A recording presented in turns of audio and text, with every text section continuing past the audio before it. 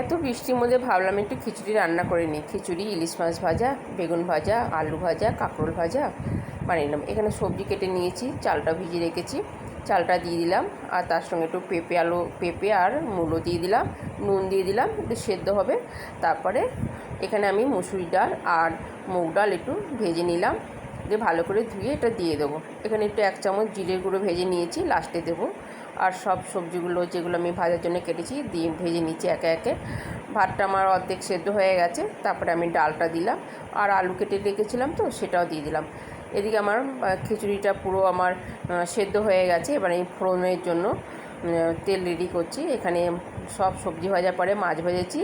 এখন এই তেলটা তো ইলিশ মাছের একটা স্বাদ আছে, তো সেই তেলের মধ্যে আমি ফোড়ন দিয়ে দিলাম 5 ফোড়ন, শুকনো লঙ্কা, তেজপাতা, একটু আদা আর একটু কাঁচা লঙ্কাও দিয়ে দিলাম। আর ভাজা জিরে গুঁড়ো, একটু মিষ্টিও দিয়ে দিলাম। ব্যাস, পরিবেশনের জন্য রেডি।